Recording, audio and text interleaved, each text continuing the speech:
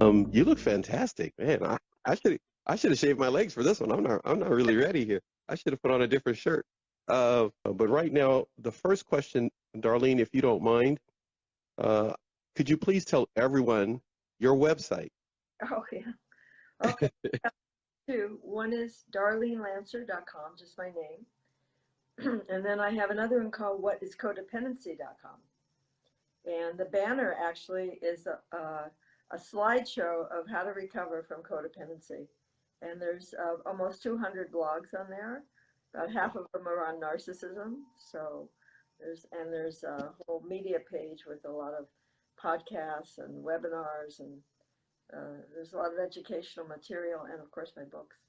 So Right now, I do want to segue to that. You have how many books? I think there's 9. Okay, all right. I was gonna say 8, but I'm glad I didn't say it. You said okay, so 9. There's 2 paperbacks, including a second edition of Codependency for Dummies. I'm Yeah, working all on right. now, and Conquering Shame and Codependency. Those are the paperbacks. And then I have, I think, 7 ebooks, and Wow. Dealing with a Narcissist, How to Raise Your Self-Esteem and Set Boundaries with Difficult People.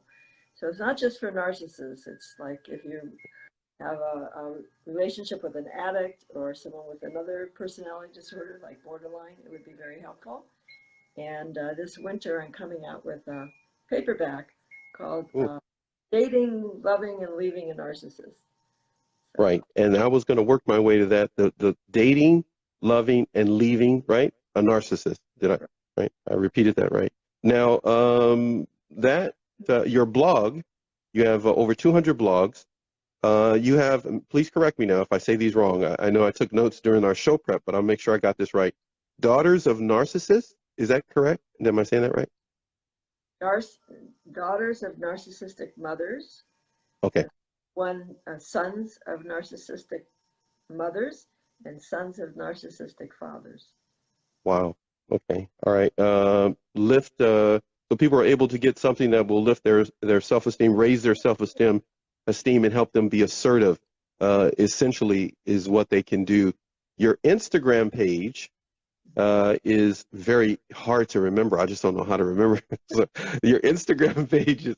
You go ahead and tell everybody because it's so difficult for me to remember. What is your Instagram page so they can go like, comment, share, and follow? Go ahead.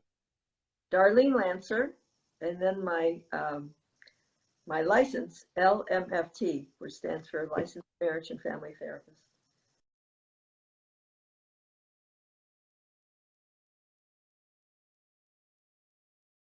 So any of you that are joining now, please, if you're not following Darlene, she is back on Instagram now. Of course, you can follow her on other avenues. Her website, of course, is available to you. But please show your support to her. She is now back on Instagram, and today I am honored to have you with us now. Why do we ignore red flags is one of the questions that I have here. That's a really good question. Well, there's several reasons. One is people tend to idealize narcissists. First of all, they're very charming, and they have a big personality, and they can be very seductive and bragging, and people get charmed by their charisma. In fact, research showed that it took 7 meetings with a narcissist for people to catch on to their darker side. And because up until then, they like the person. So they're very good at manipulating and hiding who they are. Another reason is if you had a parent that was a narcissist or a similar personality, that might be what we call psychologically transference. So you're kind of projecting a parent onto this person, and it feels familiar. Some of the family dynamics might be similar. Like if you were very close with a father, and maybe the narcissist was very close with their mother, and so that just feels like familiar. And if there was any kind of seduction or manipulation in your family, you might not realize that, and you're just, again, it just feels like family. So those are some of the main reasons. The other is if you're depressed Mm. you are more likely, or have low self-esteem, you're more likely to idealize someone, kind of put them on a pedestal. Okay. Another reason is that we are often attracted to someone who has traits that are undeveloped in ourselves or that we disown. Okay. For instance, typically codependents or anyone with low self-esteem is going to be tentative and not bold and maybe a pleaser, or hard for them to be goal directed and take charge and be a leader. And then Hmm. they admire the traits they don't have in someone else. And it's almost as like our unconscious wants to incorporate that. So we're drawn to it.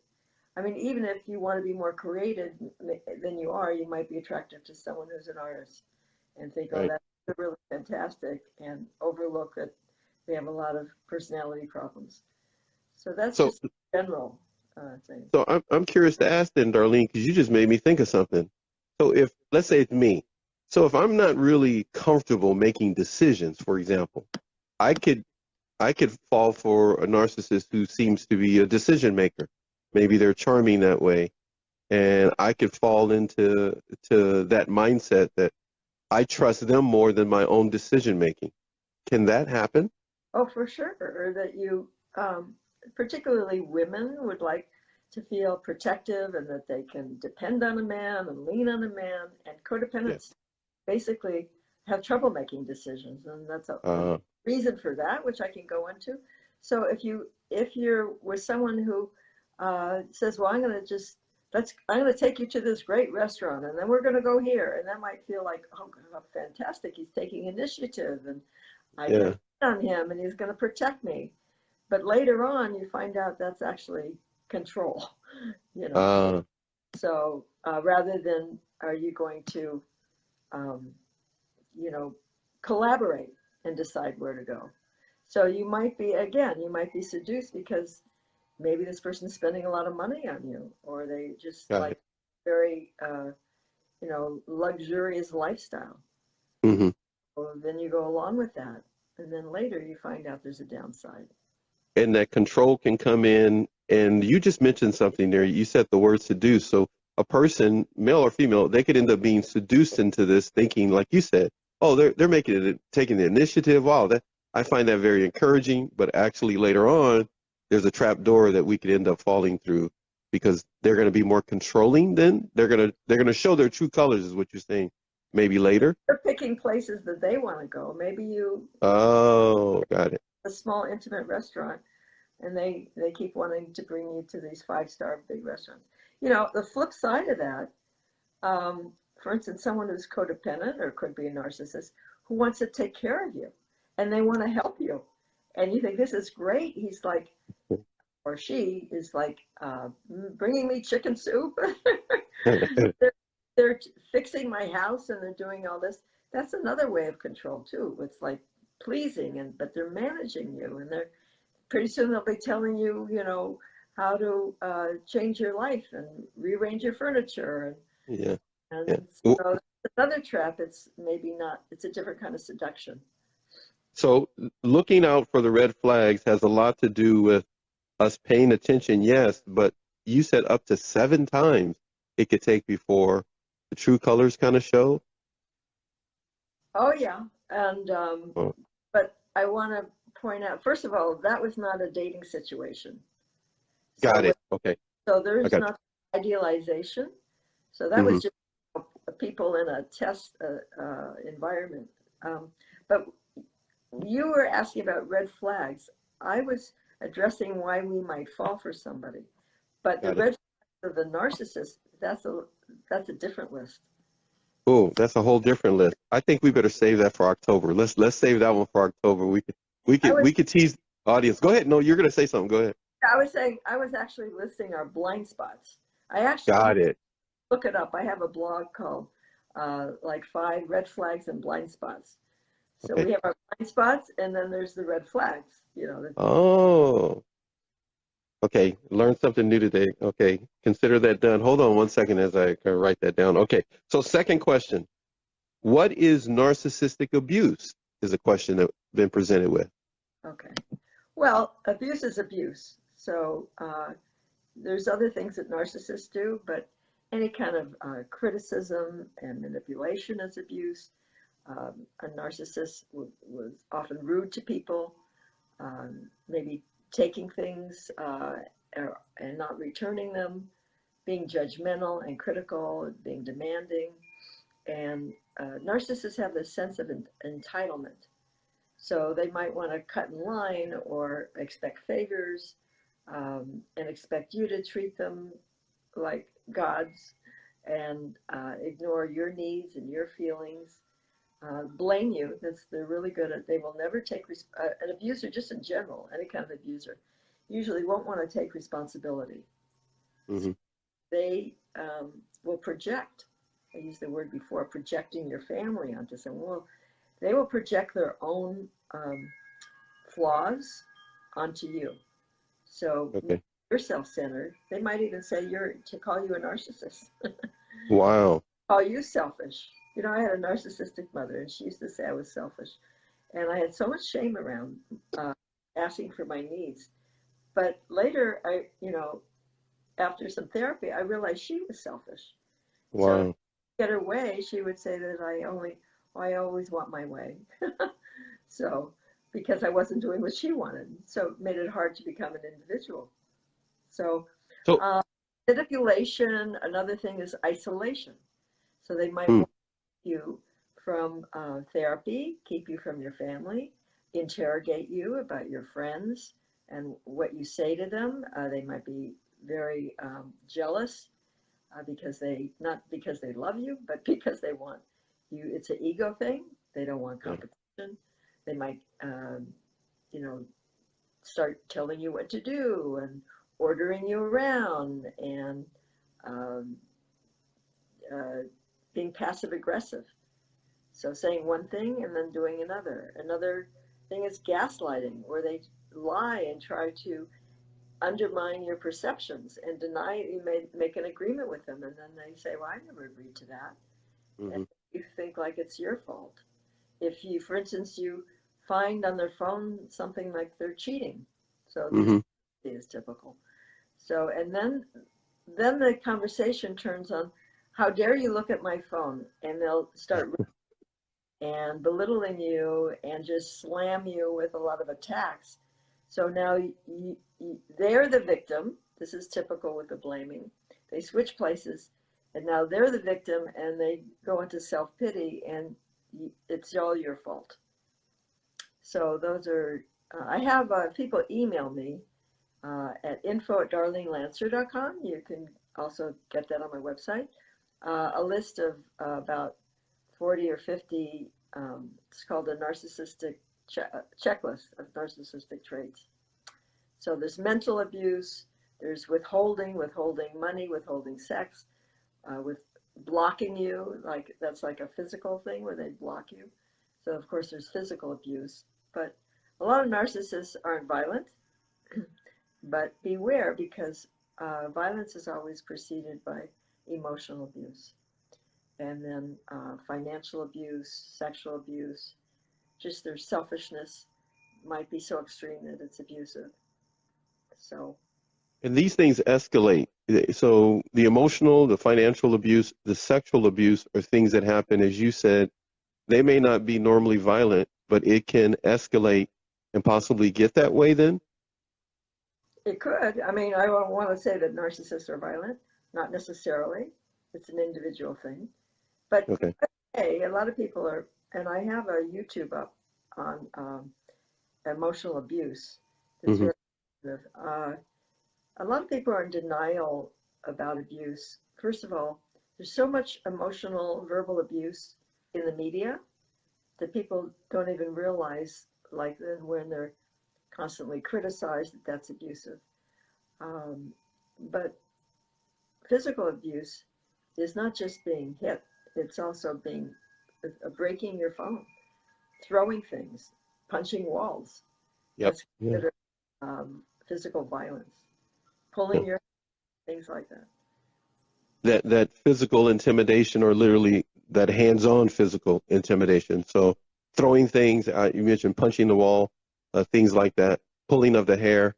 Intimidation, that's a prime example of abuse because they don't touch you. All they have to do is scare you because basically they're interested in power. So they don't have to hit you to make you subordinate to them and make you afraid of them. They can belittle you and demean you and criticize you so you just lose any confidence in yourself and your So, perception. So they so, undermine. so does that involve like bringing up the past constantly, telling They friends the shortcomings, stuff like that? well, they have a sixth sense of your weakness. So, Uh, since if you are very sensitive about your looks or mm-hmm, some part of your body, you know, mm-hmm.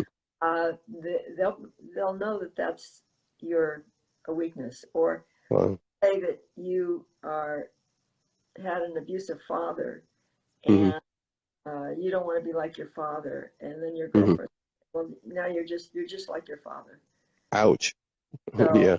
or or that codependents typically, um, have guilt and shame around their needs or selfishness. So, they'll manipulate you and say, "Oh, you're so selfish," you know. So then you feel shamed, and then you go along with what they say. You think it's all your fault. So I have to highlight something here. Let's see here. I think you're getting some support on the screen. The pack coach says, not in touch with our intuition. Can that be a reason why we may not catch a red flag right away? Is essentially what she was asking earlier. Um, any thoughts on that? yes, I think that's true. Just, okay, Yeah, that is the shortest answer I have no, ever had. That was really good. Go but ahead. there's more to it. So, and I'm guilty of this myself. You may have an intuition, but then you override it. Now, So wait, no, okay, so explain that part for some who may not understand, or they're new on this journey of dealing with narcissists. They just Googled it, and now they're watching this show. they're What does that mean? You override it? so you hear that little voice, that little warning, and then you just don't pay attention because maybe you're really attracted to this man, or maybe you're lonely, or you're a man and you think that this woman's really hot, and you Yeah. like Hmm. the woman you've been looking for. So even though you saw something, so now we're getting into what I call denial. Uh, So, and that's a big symptom of codependency. So there's denial doesn't mean that you're just oblivious. It also could be you minimize, you rationalize. Well, this person just they had a rough day or something, or maybe I provoked them, or they didn't mean it. They apologize or whatever. Or although actually a narcissist will rarely apologize, yeah, I was gonna say, yeah, that's kind of rare, huh? but some can be actually very manipulative and pretend to be good listeners and very interested in you in the beginning, you know. But going back to overriding your intuition, so there could be just your need for a relationship, and I've talked to, for instance, women who had past experience with someone who cheated, and then they Hmm. with someone who said that they cheated on their Wow. girlfriend or wife, but they just, I don't know, they rationalized that they were having so much fun with this narcissist that they just thought, oh, they'll thought, well, this is just going to be fun. And then they get hooked in. Um, so those are some reasons. Again, the idealization, sexual attraction. So, and there's another thing that I want to bring up, and that is when you have an abusive parent or a narcissistic parent, Hmm. um, or if you've been sexually abused or had violence at some time in your past, when you're around someone who's an abuser or very Hmm. controlling, you might feel uncomfortable in your body and you'll mistake that as excitement, as Ah. important. So you think, oh, I'm so nervous around him or her. Hmm. I get butterflies or something. I'm so excited. You really need to check in with yourself. And if you're not comfortable with someone, that's not a good sign. No. In fact, No. a lot of people that date narcissists, when they feel comfortable around someone, they feel bored. So someone who is Oh, wow. attached, they think this person's boring because they're not feeling that intensity, Rush. excitement. Yeah. That excitement is often a sign from your body that you're not safe. And a lot of people that date narcissists for any length of time, um, they're not used to feeling safe. Not feeling safe is familiar. The, the actual, the actual being uncomfortable becomes what is familiar, and they think that, well, if I don't feel that's really love, that's really the butterflies, and actually it's not. It's our nervous system telling us you're dealing with something that's not good for you. You're dealing with something that's bad for you. Yeah. And see if you could talk about it.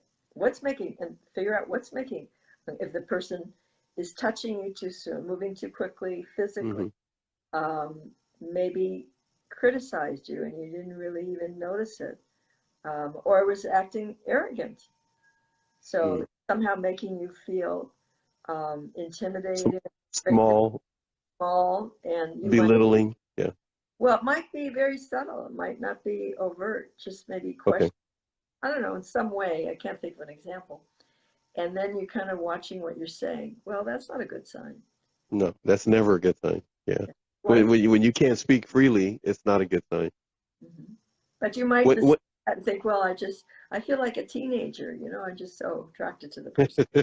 yeah, and actually, it's your body telling you you need to run. This is an abusive person. I can just feel it.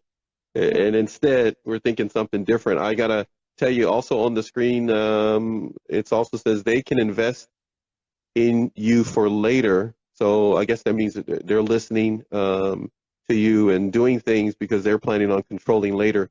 The pack coach says that is very covert way of controlling, trying to please someone. So they're agreeing with you. Teacher of Hope is here, sends you love, and I think that's the peace sign. I think you got the peace sign today, Darlene. That's pretty cool. That's great. Somebody sending Okay. love your way. I'm going to read some other things on the screen real quick before I get to my next question. The facet seeker says the little voice pushes away the gut feeling for a bunch of reasons, but until you really know a narcissist, it's impossible to recognize it for what it is. Um, if someone makes you uncomfortable, listen to that. She's saying. Any thoughts on what she put in the chat comments for you there? I think she's agreeing with me. So, Yes. and but it doesn't have to be a narcissist. It could be anyone who's controlling or an addict, and not just narcissists. This is a general statement. If someone is Right. moving faster than if they're ignoring your boundaries, so you're not, and don't start. See, a lot of codependents and people say, well, maybe it's me. Maybe I'm too this or I'm too that. No, well, you're Right. going to have to find someone who's compatible with you. You don't need to change who you are. Is it right? Don't try to force that round peg into your square boundaries. And by Right. you know, you know, codependents can manipulate with pleasing. The person Yes. was please until control later. Well, going along and not speaking up because you don't want to lose this date or something. And then after you feel more comfortable, then you get more honest about, well, I'm really looking to get married and have children or Yeah, something. yeah, yeah. Months later, years later, and you should have said that at the beginning, right? Stuck to Yeah, your boundaries. I happen to be, 5 years older than I said. So I should. So you're telling me I shouldn't be wearing a wig if that's the case, and then pull it off and go like, oh, by the way, I'm really bald. Okay, so I got to. Somebody else has something here, and I don't want to ignore them. Confront, I guess that is, or comfort. Oh, some people, according to Share Unbound, she's here, and she's saying people get comfortable in chaos is essentially what she's saying. We can get comfortable with the chaos, and actually we need to maybe, well, like you said, speak up or do something about it. Well, I think often there's another phrase that's a good phrase, comfort with chaos. I always heard it, becoming addicted to melodrama. Oh, okay, that's a good one. I haven't heard that one. That's good. If you grow Okay. up, if you grow up in a home with an Yeah. addict or an alcoholic, Yeah. or kind of, a lot of conflict between Drama queen, gossip, all trauma, that. whatever that, you're used to that. And Get bored when it's peaceful and quiet. can you be quiet with yourself? So Yeah. slowing down your nervous system so that when you're somebody, I remember once I went out with somebody and he said, I don't remember, he was like criticizing me because I was too chill or something too. And he was very intense. And so he didn't think we were a good match, which was fine. And then I found out, like, a month later, he committed suicide. So sadly, Whoa, so you, man. if you're really comfortable, if you're comfortable being yourself, then you will notice when someone is not being real. Yeah, I agree. It kind of starts, it begins within. So the more you can be comfortable in your own body, in your own skin, and be real, then, that might even throw off a narcissist. They might realize that you're not manipulable. Yeah. That's some really good information you gave us. We have actually gone 33 minutes, and I have learned so much from you. I knew this was going to happen. I have a couple of more things for you. Here we go. I'm going to say a word. You've already touched on it. You beat me to the punch. But if you can, as I don't know, succinct and briefly as you would like to, give the audience an opportunity to understand from you what gaslighting means. Oh, okay. So it comes from a movie called Gaslight, and it's a wonderful movie. If you haven't seen it, it's a classic. A lot of people think, like, if, let's say, your partner cheats on you and then lies about it, that's gaslighting. Gaslighting is more specific. It's when it's intentional, trying to make you doubt your perceptions, and it's usually, it's not just one time. It's a whole agenda to do that. So, and it's very insidious to keep first. Wow. Oh, I didn't say that, and then maybe, Mm-hmm. are you crazy? Why would you think that? So then they start Mm-hmm. their thinking. So it's could be very damaging. Um, and I have a blog called Gaslighting 101, Okay. Signs, Symptoms, and Recovery. So um, the movie, by the way, was with Ingrid Bergman and Charles Boyer. Yeah. Really great movie. So Yeah. it's You you built were you you you're too young to remember that. You probably had to go to the library and find it, huh? I was there. I saw it. So. deliberate tactic manipulation. So it's Deliberate. deliberate. So I mean, it's a calculated. It's not just, oh no, I didn't. I, you know, I wasn't talking to that person like on my phone. So it's not. Uh, Uh, even though that happens, people can still find themselves in love with the gaslighter, is what you're saying. oh sure. Well, Wow. of course because they don't know that they're being gaslit. So yeah. If a person finds out that they're being gaslit, Darlene, will they also find out, and here's a word, feel free to explain what this word means for those who may have never heard it before and going to hear it for the first time. Then a person finds out that they're being gaslit. Then what is triangulation then? Oh, that's really different. Okay. So triangulation. Did somebody ask that question? That's mine. Okay. These are mine. Okay. Psychological term. It has nothing to do with narcissism. Got So it. in relationships, when instead of two people, you bring in a third. So Mm-hmm. it could be a couple has intimacy issues because one of the parent is very close with the child, and so maybe the bonding is more with the child than with the parent, with the spouse. Mm-hmm. It could be not just a person, it could be an activity. So maybe you have a husband that's a workaholic And so he's, or a wife that's, you know, a foodaholic or something, you know, overeater. So Or either. Mm-hmm. the attention is more on their addiction than it is on the relation. In fact, that third is a distraction because the intimacy is too threatening. So it comes back Mm-hmm. comfort with intimacy. Can you just be really, and I have a lot of blogs on intimacy. I have one called your intimacy index to see like how capable of you are of intimate, real intimacy. Um, Codependents a lot of times want to talk about uh, their problems or listen to their partner or talk about their past. Well, that's one level of intimacy, but real intimacy means being honest who you are in the moment in relation to that person. So saying like, oh, right now I'm feeling, what you're saying is I'm feeling sad, or I'm feeling angry about what you just said, or I'm feeling like pulling away. I mean, that takes courage to be able to say, actually know yourself, and then be assertive enough to say it, Mm-hmm. and be able to say that in the moment. So, but if you bring in something else, okay, oh, let's watch TV. So now you're Ah, manipulating Netflix or television, but it's right. typically it's another person, but it could be an addiction or some other activity that gets in the way. And And that gets in the way of the intimacy that or of a healthy relationship because right. now one or even both, but one person is going to an addiction or some other thing or person to give attention because they're fearing the intimacy or they may not have enough courage then to speak up.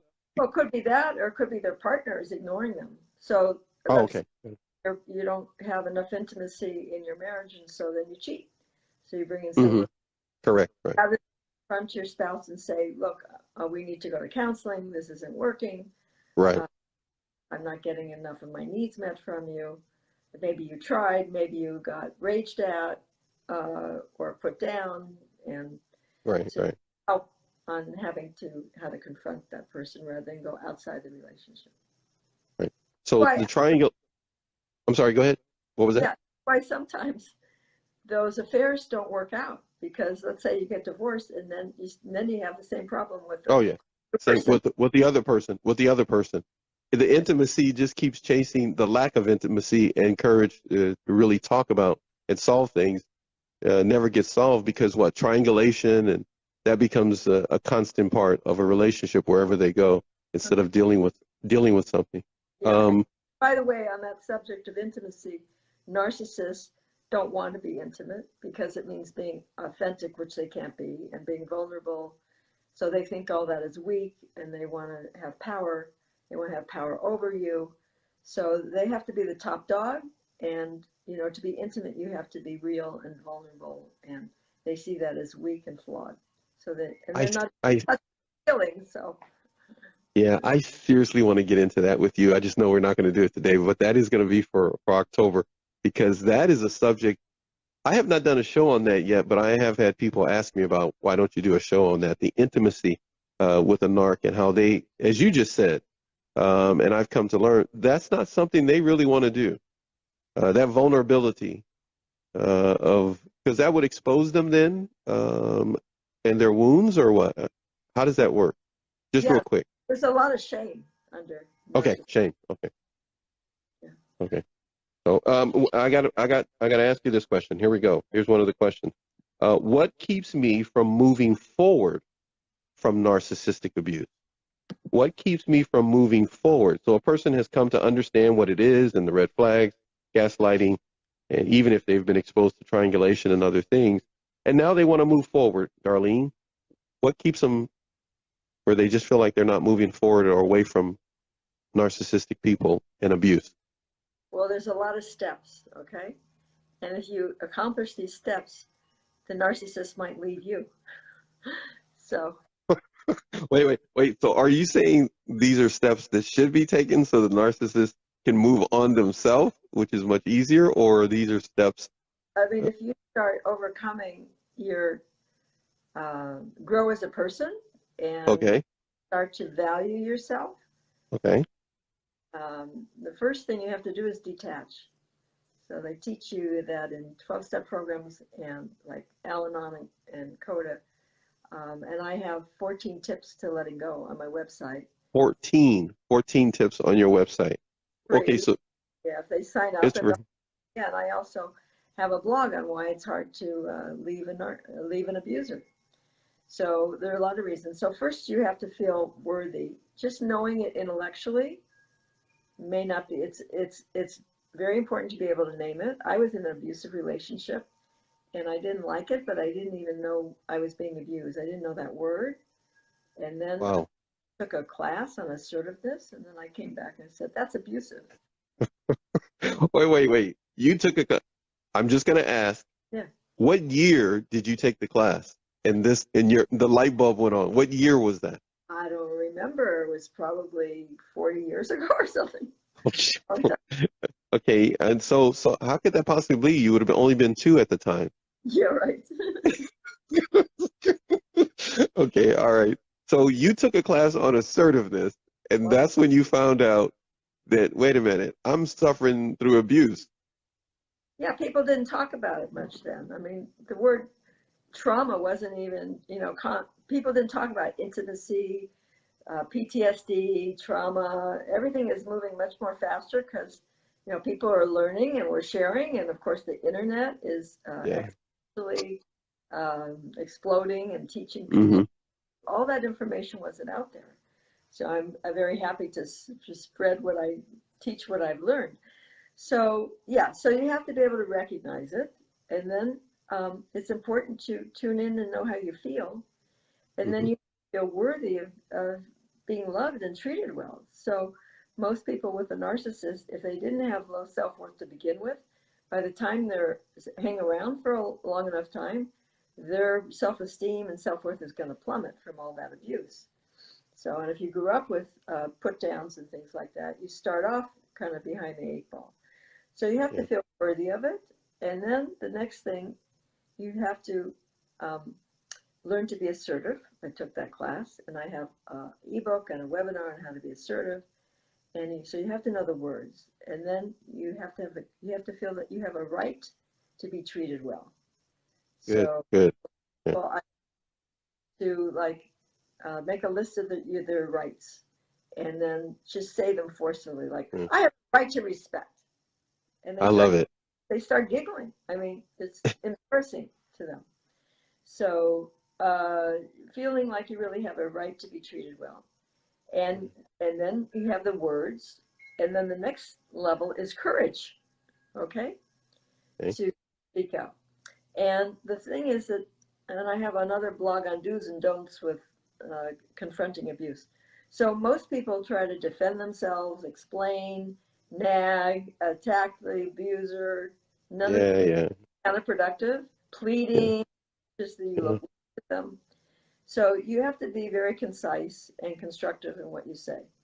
And that's what I put in my ebook on dealing with a narcissist. So there's a lot of steps involved, and then setting boundaries. And I think of boundaries as like a graduate course of assertiveness. So first I I say like that. I like that. it's very hard to, you can't just, tell people to not do something or stop doing something when you're so afraid of them and you don't really have the words. So a lot of times people will ask questions. They'll say, why are you treating me like that? Well, you don't want to ask a question. You make a statement, and it Okay. has to be clear and concise. So if a person makes a statement, I'm just gonna, now that Oh, you touched on that, what would be, for an example? Let's say somebody, again, we're talking to maybe people who are not familiar with narcissism. yeah. Let's How would you make a statement? What Okay. would it kind Yeah, example? for instance, a narcissist will typically blame you for whatever. They can't, Whatever, yeah. or they're late for something. So you just say, well, I don't take responsibility for that. That's good. And then they'll Uh, go out, they don't know what to say, because they want an argument. Or you say, I like that. they criticize, something about your looks or something you did. Say, well, I don't see it that way, or I disagree. That's a boundary. I mean, there are other boundaries where you say, stop, you know, Yeah. they'll Hmm. don't get any closer, or don't talk to me that way in that tone of voice. But getting back to the question about leaving, okay? So the first is detaching. So you have to learn not to react to all their garbage, okay? And their personality, their projections, their shaming, all of their stuff, and not take any of it personally. There's an acronym like Q-tip. Quit taking it personally, okay? Okay, I gotta write that down. Okay, go ahead. That's a good one. Love it. Okay, go ahead. I'm listening. So you don't react. They maybe try to provoke you, and you say, "Oh, you know what? I'll think about it," and you walk away. When you argue with them, you lose. Okay? And narcissists like conflict, and they like to provoke you and dump all of their negative feelings on you. You keep doing that, and then they have to deal with themselves. And so detaching, I have a blog on letting go with love. There's a whole chapter on detaching and codependency for dummies. And you're not going to change. If you change, people try to change a narcissist. If you change yourself, the narcissist will change. They may not overcome their narcissism, but they'll change, and the relationship will change. You will change I have another one, changing the dynamics in an abusive relationship. So Wow. Okay. is the thing. Setting down, building your self-esteem, learning to be assertive, setting your boundaries. I have a client who was with a very difficult, abusive, raging, covert narcissist, and they can be the hardest to deal with. And by coaching and her own work and working together for over a year, and they have children together, and she was very afraid of high conflict divorce. So now he's wanting a divorce, and it's all amicable. It's like, Wow. you know how it should be. And she's like, you're relieved. So, Wow. because she was just, but she kept, she was not taking the bait every time he would try to bait her. Mm-hmm. And then, Don't take the bait. Don't take the bait is what you're saying. don't take the bait. So eventually, narcissists have these needs for, they're called their supply. And I have another one. What is narcissistic supply? So they have needs for adoration, admiration. They prefer. Yeah. I was gonna say probably prefer the first one, but yeah. Right. And attention. Yeah. So Worship should be the word that we really want to use, because that's what they really want. they want your attention, to marry you. They need somebody to project on all of their negativity, someone to get angry at. So if you stop reacting, and if you stop giving them all that attention, and if you stop like fawning over them and thinking how wonderful they are, they're going to want it somewhere else. So if they may go outside the relationship. So, or they may just want to leave. So then you'll see them fall apart. It's almost like, the Wicked Witch in The Wizard of Oz. Melting, start melting. They'll melt into a puddle because they need that for their ego to survive. It's like it's a drug for them.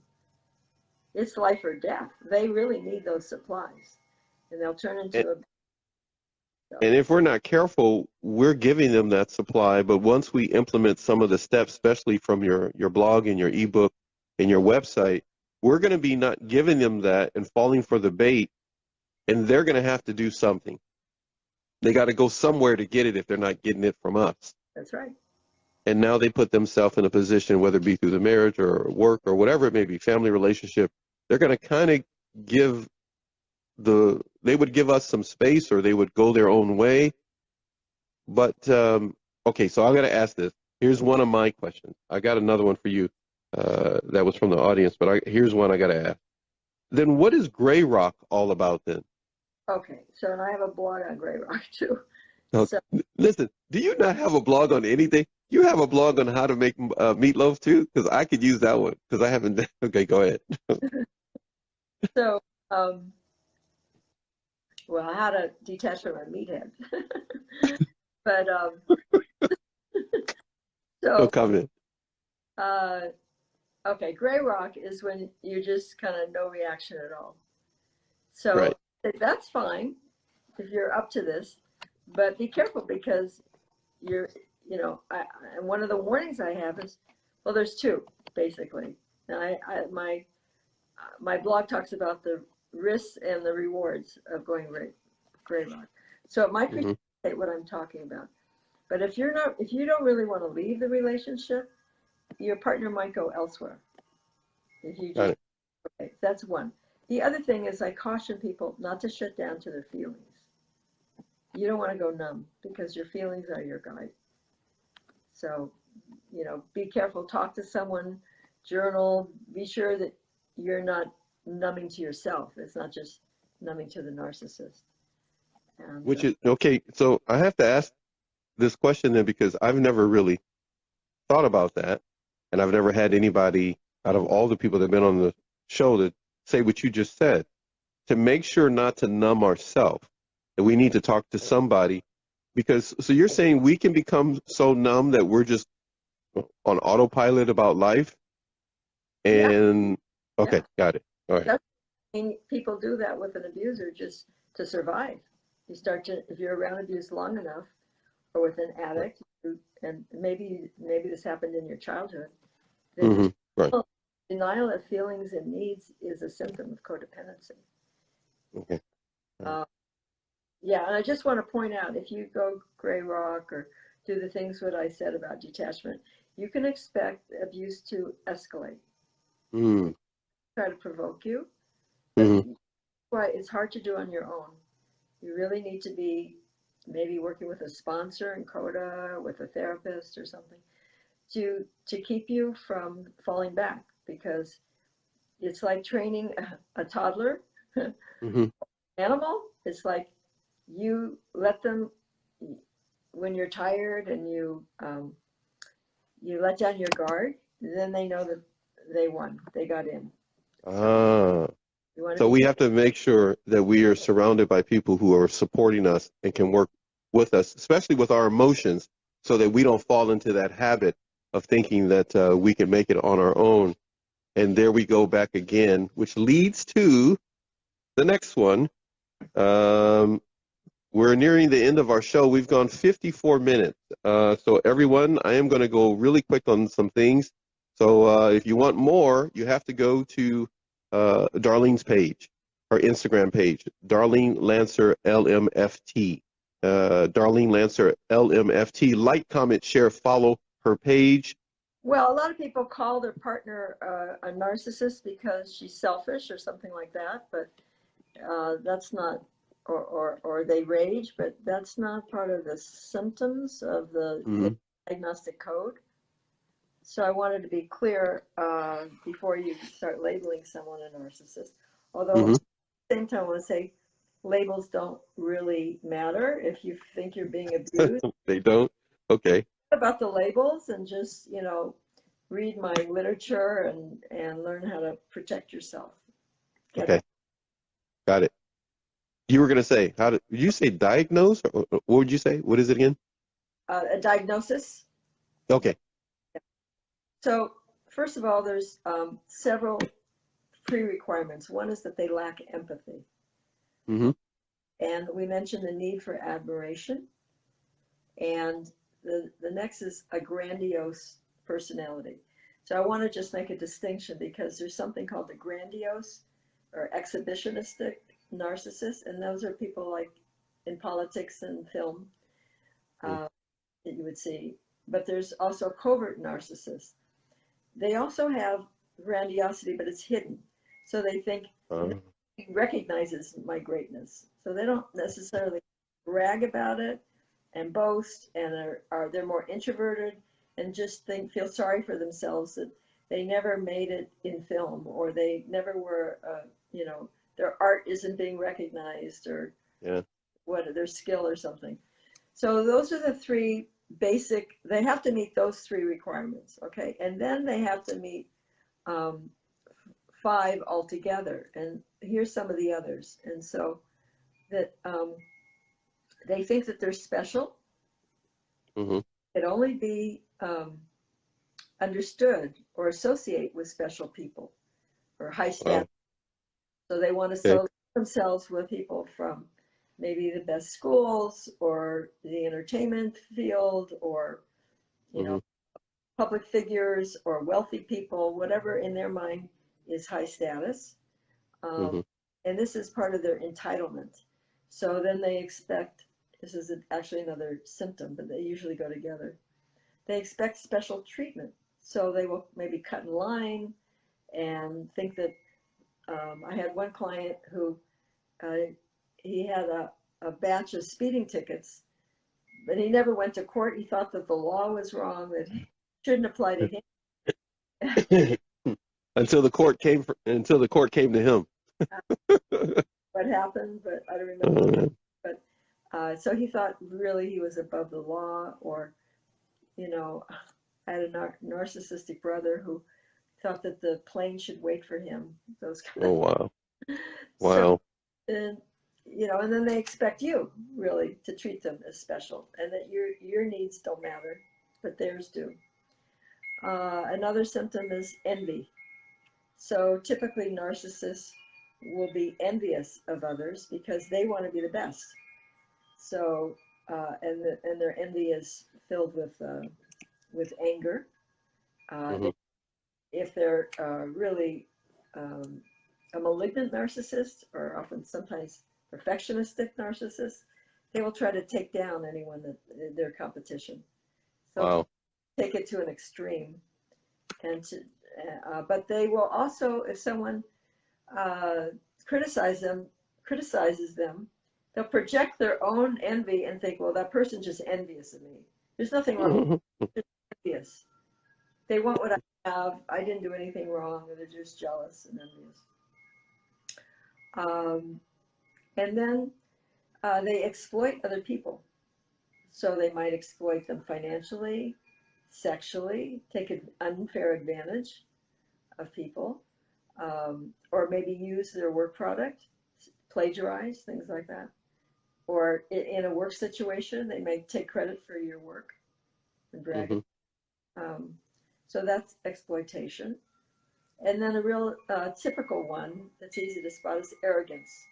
So they feel Yeah. better than groups of people, certain minorities, or racism, or just anybody. You know, their Mm-hmm. colleagues, their friends, their fellow uh, work in their workplace. They just feel like they're the best, and everyone is beneath them. And Mm. you would fall into that category too. Um, so those are, I think those are, That the that's five. That's five things right there. That's addition to the three I mentioned. So they got it. either Got have dreams of success, and they fantasize about success. You might go out with someone, they'll tell you all their great plans and dreams, and then it. you Mm-hmm. find out that none of it is reality, or they're just feeling they exaggerate who they are and they boast about their talents and achievements. And then they require excessive admiration. You know, you should look up to them and always be admiring them. So altogether, there's about 9, but they have to have those 3 crucial ones and at least 2 more. And so we're looking at someone who gives the impression that they have it together or that they did this or that. But once someone spends time with them, they find out that it's not true, that Well, they really don't have those talents or own that property or, a number of things. maybe. I mean, some narcissists are very successful too. So, you know, that it could also be true, but usually they end up sabotaging their personality flaws. End up, I mean, Steve Jobs was a narcissist, and he was very successful, right? Yeah, very, very, that's an understatement, very successful. You've got people agreeing with you here on the screen, along with the stream of hearts that have been going across the screen. And we're not always talking baby hearts. You've been getting some nice big fat hearts people have been giving you because they agree with you. Yeah, You've got you've got leave, no contact, go ghost, leave underscore no underscore contact underscore go underscore ghost. Darlene, I just want you to know I have to do that every time I say their name. She's such a sweet person. She's saying to you He tried. that the person tried. Yeah, do you see that? Tried to annihilate her. Oh And gosh. the other, and Cher Unbound, who will be coming on the show next week, she says the exploitation is horrific. So they are agreeing with you 1,000%. Well, not, but I want to just mention that a lot of what you hear on the internet is, and probably these partners were malignant narcissists, like very extreme. So there are narcissists, like I just want to point out, that can stay married for years and they're not that extreme. They might just have, three or four traits, and Yeah. it's a continuum. So not everybody else is that aggressive or malicious.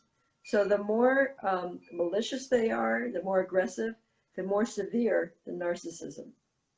So Okay. So the more malicious, you said, and yeah, aggressive. yeah. And Okay. so with the more malice they are, they start to be more sociopathic. So somebody could be a sociopath and a narcissist. So I'm not going Okay, to. that just sounds scary. That just sounds scary, but we'll leave that for another day. That sounds like you should run this. Just the combination alone. You need to pack your stuff and get out of there. Yeah, like it's Uh, like in their childhood that they dismembered a pet. like a really bad that's like, okay, if my daughters, or if they're still listening or listening, I'm telling you, if they have somebody like that, I am taking a U-Haul truck. I'm pulling it up there when he's gone, and I'm dragging her out of there because that just sounds bad. I've got, okay, so there I was have another, go ahead. when I was a kid. I well, I Don't had tell me, don't tell me you dismembered. don't, you're gonna scare me, Darlene. I love you so much. Don't do that. I've got two of your books here in my house, one for each daughter, but go ahead. no, I wasn't going to say that. My brother, who became a doctor, he dissected a gopher, a dead gopher. It was a dead gopher. He later became a doctor. Is that the one you said is narcissistic? Yeah, he is. But Well, he's obviously a very good doctor, but very envious of all the other doctors. So I was his assistant. So you is okay. Well, maybe so. You're saying he's not like the Dr. Welby type of doctor, no, I went or to gopher. I went and got the fed and you wouldn't got the gopher. Oh, so you handled dead gophers before. huh? You've No, handled dead gophers before. I don't think I handled it. Although we put it in the kitchen and freaked my mother out. So Kind of children are you that you would put it in the kitchen? It was outside and dead, and you brought it into the house, into the kitchen where the normal dead food is. You brought that dead animal in as food. well, I'm not gonna. I think his goal was to freak out our mother. I So think you probably did. Did you? she said, Yes. See? Okay. Mission accomplished. Mission accomplished. Mission. Okay, well, everybody, you learned a little bit about Darlene you never thought you would find out about. my cat used to catch gopher. We had a lot of gophers, and my cat used to catch them all the time. So he decided to, well, he was a, Yeah. so, he had Okay. in his bedroom and an alligator in the bathtub. So he was really into zoology. But he became a doctor, He did. so he treats his patients like he's still in zoology, maybe. So, no, okay, I don't know. I'm gonna leave that alone. Okay, here we go. I've got this for you now, real quick. I'm just gonna throw this out to you Sure. as short as you want to say. When you hear the two words. When you hear these two words together, feel free to explain as briefly as you like before we have to go. No contact. What does that mean when you hear the term or the two words no contact? Exactly what it says, and it Got includes it. not. It's another. You know what? You're the best at giving the briefest answers. Okay, go ahead. Yeah, but that would also include, in my opinion, not looking at the person's social media. It's not Okay. just, not texting or talking or seeing them face to face, but you don't want to be, snooping on their social Yeah. media and things like that, because that's just going to bring you in and remind you, and hearing the person's voice, seeing their picture is going to stimulate, your all your feelings all over again if you're trying to get over someone. And by the way, I have blogs on recovery from breakups. Okay. Tell me, I'll send you like 15 additional tips on recovering from a breakup. And this consensus of therapists say, like, although it's painful in the short term, like no Yeah. contact is the best thing. It doesn't have That's to, it could be with anybody that you're trying to get over. So it's hard if you. that is the most effective and best way to go based upon what you're saying. The consensus amongst therapists is to go no contact, even though in the short run, in the short term, it could have an effect. In the long run, it's going to be the most beneficial thing, is what you're saying? Yeah, I mean, I guess there's some exceptions. I'm not talking about a narcissist, someone abusive, but if you need some closure with someone who's not a narcissist, and Mm-hmm. maybe that would clarify things for you. But Right. definitely, and I have also a audio seminar you can get on breakup recovery that people find helpful. Okay. Last 2 points, excuse me. Last 2 points on our Saturday open session discussion with the wonderful and lovely Darlene Lancer. Darlene Lancer, LMFT, is the Instagram you need to go to, and the website is, as I try to pull this off the top of my head, I just went blank. What is the website again, so people can go to your website? Whatiscodependency.com. That's what it is. Whatiscodependency.com. 2 things here. You mentioned the word recovery just a moment ago. Yep. In your own words, for everyone to get a better understanding of how Darlene sees it, what does that word recovery mean to you when it comes to dealing with a narcissist? Because a lot of people use it, the word recovery, when they talk about a narcissist. What does it mean to recover from a narcissist based upon your blogs and your website and other things in your publications? How could you describe recovery so someone has a better idea of what it means to recover from narcissistic abuse? Well, I think of it not just in terms of recovering from a relationship with a narcissist, because it's broader Mm-hmm. than. Okay. So you have self-worth and self-esteem, which, whether you were with a narcissist or not, that's something to recover.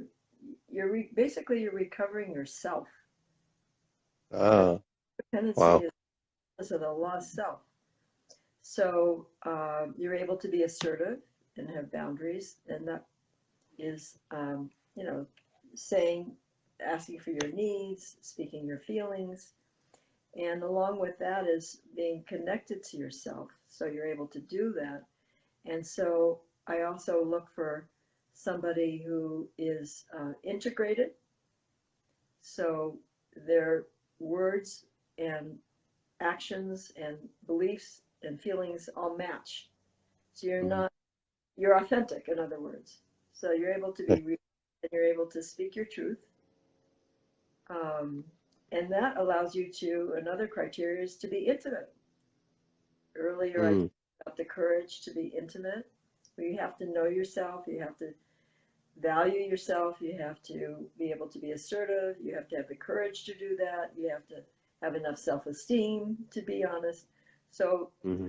being assertive, having self-esteem, valuing your needs and feelings and wants, and being integrated. So you walk your talk, and you're authentic, and then the consequences, you're able to be intimate. And another aspect of recovery is then you're really free to explore your passions, because Ah, I think of empowerment as self-esteem in action. So now wow. whatever you want to do, you have efficacy, and you're Yeah, then take action on it into the world, and yeah, whatever your project is, or whatever you want to do, that you yeah, create your life. You're the author of your life. You're not yeah. subordinate to somebody else that's telling you what to do. Now Mm-hmm. you have more narcissism. You have, so you're able to be, just like we talked at the beginning. You might admire the narcissist who's decisive and takes action and, you know, makes things happen. Well, now you're able to do that. It's not with arrogance or that you think you're better or the best. You just have healthy narcissism. So Yeah, correct. So we've got a pretty good foundation of who we are and where we're going, and a better understanding of what recovery means based upon what you said. But I love that part that you mentioned. A person can then start to discover their passion. So it's like our creativity can really come out then. it will. And like you said, we'll have a healthy narcissism, a healthy respect for ourselves with boundaries. But if not, then we're leaning on someone else, because you said then we will become our own author of our story instead of leaning on someone else to validate and to prop us up. You're amazing, Darlene. Well, You're that's really, overcoming you're amazing. Thank you for bringing that out. What were you going to say? that's really overcoming codependency. And the slideshow on my website, that's the last slide. Yeah. Like living your passion. Yeah, I saw that. That's pretty neat. The slideshow, if you haven't seen it, everybody, you got to go check it out. And go ahead, please, Darlene. Well, that's it. And if you go to my website, please sign up and join my mailing list so you'll get my monthly blog. There you go. There you go. Everybody, please like, comment, and share her Instagram page. You're on Facebook too, I think, right? Oh, yeah. Okay, right. Facebook. I just point out something. On Instagram, they don't let me put links for all the posts. But if you Yeah. on Twitter or Facebook, there's all the live links, hot links to all the articles and Yes. information. Okay, so Twitter, Facebook, of course, Instagram, YouTube as well. She has ebooks. I think you highlighted to me like $6.95 or something like that. You've got an upcoming book dealing with narcissists as well. Dating, loving, and leaving. I think that's what it is. Right. Go ahead. You were going to say? Yeah, Dealing with a Narcissist is the current one, and it's an ebook. Yeah. Okay, that's the ebook. You have over 200 blogs. You have a blog that deals with, and again, correct me if I get any of this wrong, that deals with the daughters of narcissistic mothers and sons of narcissistic, right? Mothers. Mothers and fathers. And fathers, right? Okay, okay, good. Okay, that's available as well. You have webinars that are for sale, audio files. Of course, you have whatiscodependency.com. And you also have another website, which was what again? You have two websites. You have that one and you have another one. DarleneLancer.com. Yeah. Okay. How can your books help me be narc free? Was the question that I had. Okay. So there's exercises in all of the books. Codependency for Dummies and Conquering Shame and Codependency. 1/3 of that book is exercises. Okay. And all the other ebooks are workbooks. So, you know, it's a lot of people have trouble disciplining themselves to do that. Mm-hmm. And I encourage you to join a 12-step program, get some therapy.